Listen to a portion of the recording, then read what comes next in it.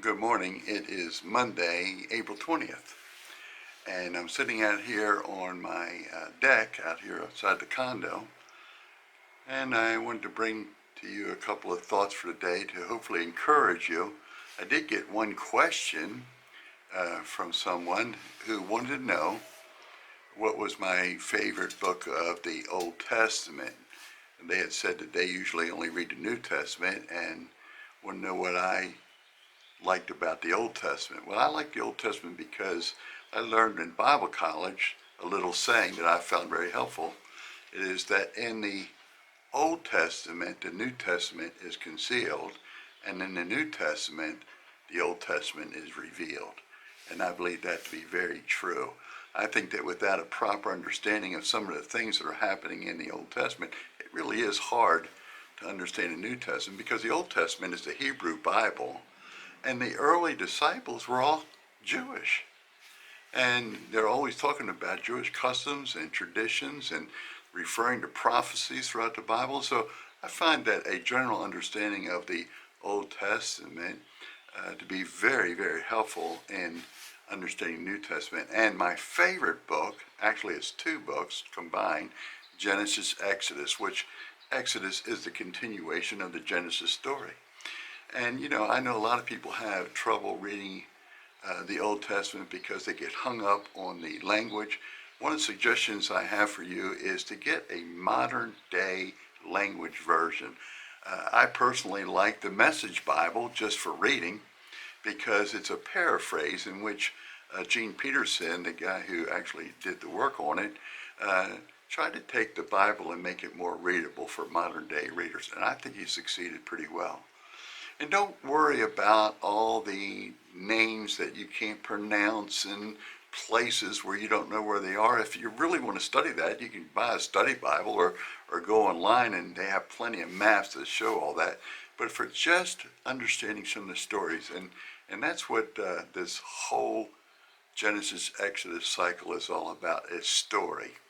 Jewish people of that era were famous for storytelling. It was basically an oral tradition that was handed down and then put into written form. And so you want to listen to it with an ear for stories.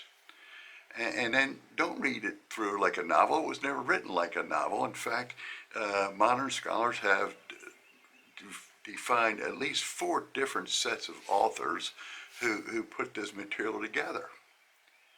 And it happened over hundreds of years. So my suggestion is to read one story, sit with that story and think about it. And ask yourself a couple of questions. Like, what was the point of the story? And what does it say to me? And how does it speak to our generation? And what do you think the original intent was in telling that story? And how does that relate to our situation today? For instance, I like Genesis chapter 15. In Genesis 12, we pick up the story of Abraham. Abraham's married to Sarah. They have a problem. They have no children.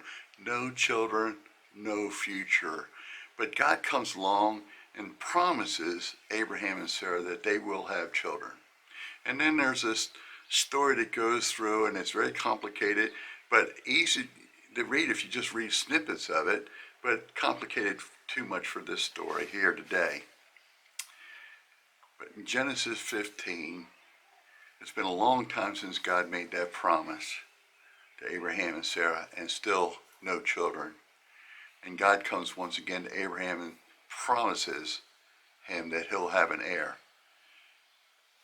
And Abraham's struggling with that. And so God says to Abraham, go outside. It's at night, look up at the stars, and if you can count them, that's how many your heirs will be. Abraham went out and he looked up at the sky, and somehow he believed God. And I love this part. And God counted it to him as righteousness. Righteousness. Paul picks up on that whole story in the book of Romans when he's talking about the justification by faith. And there you have an example of how the Old Testament and the New Testament are to be read together. So I encourage you, my friends, just pick up the Bible, read little parts at a time. Don't try to plow through the whole thing. Read a story, stop, contemplate it, ask those questions, and then ask God to help you to understand what it is you're reading. I think if you'll do that, you'll find it to be a very fruitful endeavor. Until I see you again, stay strong, stay healthy, and stay in prayer. Amen.